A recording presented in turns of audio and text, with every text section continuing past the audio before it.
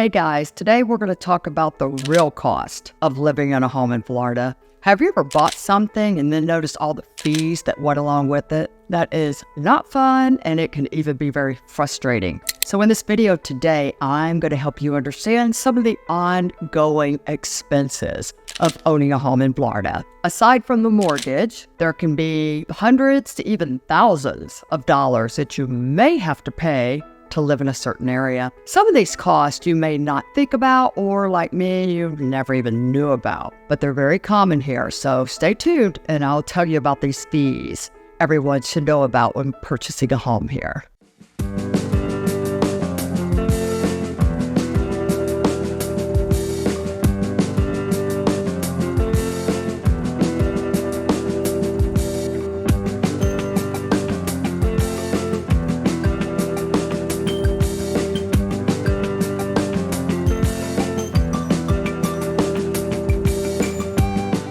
Hello and welcome to my channel, or welcome back to where I share videos of what it's like to live, eat, sleep, and play in the Central Florida area. So if you want to learn more about Central Florida, then hit that subscribe button and tap that little bell so you're notified.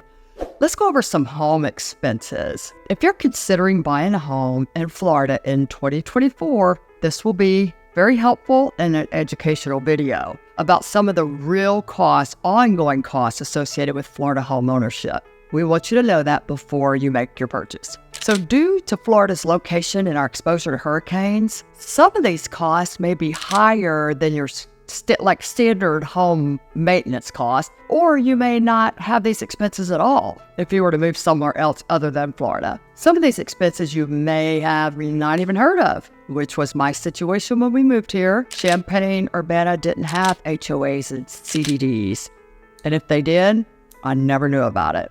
So let's start with the obvious. Homeowners insurance. Yes, we all pay this if we have a loan. However, Florida is a little on the high side because we have experienced so many strong hurricanes in the recent years, Idalia and Ian back in 2022. So home insurance rates have been rising considerably because of all the record claims. So, and then the high replacement that it costs to actually get the materials and everything from inflation, that's actually driven up the insurance as well. You need to shop around for this. A friend of mine was paying almost $5,000 a year for the same home that I have, and we pay $2,400. So shopping around could save you a lot of money. On top of just homeowners insurance, you may have an additional flood insurance. So it may be required by your lender if you're in an area that's prone to storm surges, or if you're in a flood zone. So you have to pay attention to that too. Hurricane insurance deductibles are typically higher than your regular deductible also. We pay like 2% deductible for damage if we were to make a claim. Knock on wood, we haven't had to use that. So our homeowners insurance in Florida is considerably higher compared to the national average. In January 2024, the average cost is $2,300, but of course it varies on the size home and what extras you have to insure and all that. So on to the next fee. An HOA stands for Homeowner Association fee.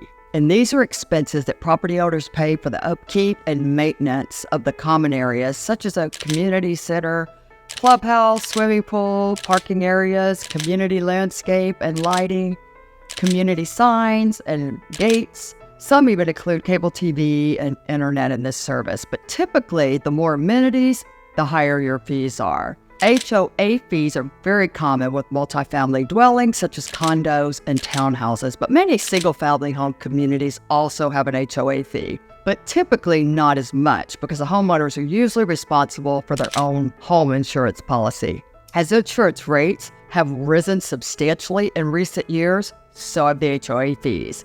In late 2023, a typical HOA Florida condo was between $400 and $600 a month. Yes, per month. But I've seen some over $1,000. But with that said, we do have an area without HOA fees. But you could tell the difference if you're driving through those areas. HOA communities are typically well maintained and look nicer and hold their value better than areas without HOA. But that varies also. So let me show you an HOA of $135 a month compared to an HOA of $25 a month.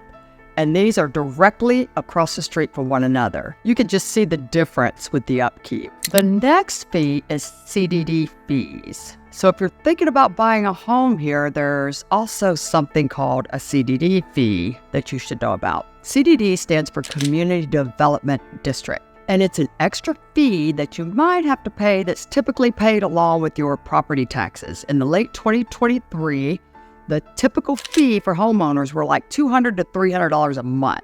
And this one helps pay for making the neighborhood better, like fixing roads, building schools, taking care of community areas like parks and pools. The CDD fee is there for about 20 or 30 years, and it's a way for the community to fund things that make living there nicer. So this goes toward the building and amenities aspect. It's not the same as HOA fee, which is for different stuff like maintaining the individual units or home sites in the neighborhood. So if you're looking at homes, it's good to know about these fees and understand what you're paying for and make sure that you're okay with it. We can always locate an area for you without the extra fees if that's something that you want. And before I go any further, if you're finding this information helpful, could you please give it a thumbs up? It's a way to help others find this information as well. I'd appreciate it. All right, the next cost is real estate property taxes. Like Benjamin Franklin said, nothing is certain in life except taxes and death. So this is a must pay. However, you do get a tax break on property taxes. If your Florida home purchase is going to be your primary residence, then you're able to file for a homestead exemption, which reduces your property's taxable value up to $50,000.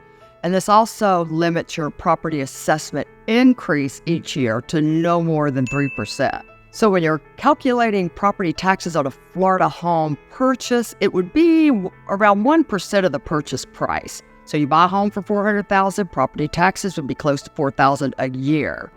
And then inflation comes around and your property value jumps up 50%, and now your home's worth $800,000. Then your property taxes cannot increase more than that 3%. This is known as Save Our Homes. So make sure you apply for the homestead after you purchase, but usually you'll get reminders. Pool maintenance. A lot of homes in Florida come with a swimming pool, which means routine maintenance to keep the pool filter and everything clean. Your water levels chemically balanced, as well as vacuuming and brushing down the sides of the pool. Some choose to maintain their own pools, but some hire a pool cleaner. And that could cost you roughly $80 to $120 a month. I hear people say all the time, I don't want the maintenance of a pool. Well, honestly, it's not hard at all. But here's a trick. Do not chase the water perimeters. It rains all the time, and that fluctuates so much. When we first moved here, we were collecting water samples. We were running off to Pitch a Penny and having the water tested. Well, of course, they came back with, you need a little bit of this and a little bit of that, because this is too low and this is too high. So I learned from somebody else that they just dump a gallon of bleach in it once a week and vacuum it. So then my husband tried just like chlorine tabs, or there's occasionally he would dump a gallon of bleach in there, and bought the automatic vacuum, and it worked out beautifully. Every now and then you might have to brush the algae on the steps, and as long as you have an automatic cleaner in there, moving the water around and vacuuming, it stays clean. In fact, here's a picture of mine now. It's really easy to maintain a pool, but stop chasing the water perimeters. Now on to the sixth cost that you may have. All right, we have possibly lawn care. It's optional, but it's very common. I live at a subdivision with 28 homes, and only 5 of us mow our own yards. Everything grows rapidly, especially during the rainy season, which is mid-May through mid-October. So this means regular grass cuttings, edging, shrub and palm tree trimming, mulching. But then you have temps in the 90s. Combined with high humidity, heat index 115, many homeowners choose to hire someone, which can cost roughly $100 to $125 a month. For those who prefer to live in a maintenance-free community, where lawn care and landscape services are provided, this expense may be covered under your HOA fee. And once again, my husband and I maintain our own yard. You just need a mindset. I mean, like, this is great exercise, and it's my sauna for the day. Just look at the benefits of it, not the downside. If you hate exercise and saunas, then count this as an added home expense. I personally love it. All right, future home maintenance is another one. For anyone who has ever owned a home, I know you're well aware of all the ongoing maintenance and expenses that come with keeping your home in good working order. But Florida's weather seems to break down things faster. Such as your AC, it is pushed to the limit. Between the rain and the heat, you'll find cracks in your foundation, which typically leads to cracks in the stucco of your home, or your roof shingles start to warp sooner than what you thought. Caulking around your windows dry out. This is just stuff to consider since it's all exposed to extreme heat and moisture a lot. So you'll need regular AC maintenance because you don't want that going out on you in the summer. You might have to power wash your home and your driveway because you'll see mold or algae, especially in the shaded areas or under trees on the sidewalks here. Exterior painting. Typically your exterior will need painting 5 to 7 years, but I think 7 to 10 years is more doable if you aren't experiencing like any cracks in the stucco that need to be sealed. Things like that you need to be ready for. And the last is also optional, but something you may want to consider. Hurricane proofing your home. We receive 40% of all the hurricanes that ever make landfall in the United States. So adding hurricane protection to your home might be a great investment, especially for older homes. And this may include things like hurricane shutters, hurricane window film, or impact-resistant windows. Although it's optional, it's still something to think about. Since 1992, when Hurricane Andrew made landfall in the southern part of Florida, the building codes became strict. So they started making homes a little more resistant against the hurricanes. So most of the communities built after this are built to sustain hurricane winds. But if this isn't the case with your home that you purchased, then you may want to consider that. So typical monthly expenses for a single family home will consist of your mortgage payment, homeowners insurance, HOA, and CDD if you choose a location with that, and the taxes. The first home we bought after moving here from Illinois had an HOA and I had no idea what that was. And of course, those fees go up too, just like your taxes in your homeowner's insurance can. So those are things to consider before you buy a home here. With that said, I'm a realtor in the Orlando area and I serve all of Central Florida. I'd love to be your realtor of choice. You'll just need to give me a call, shoot me a text, or send me an email. We can set up a Zoom call. My information is on the screen and in the description below. And if you found this video helpful, please give it a thumbs up. You may also enjoy this video. If so, I'll see you over there. Until next time, take care.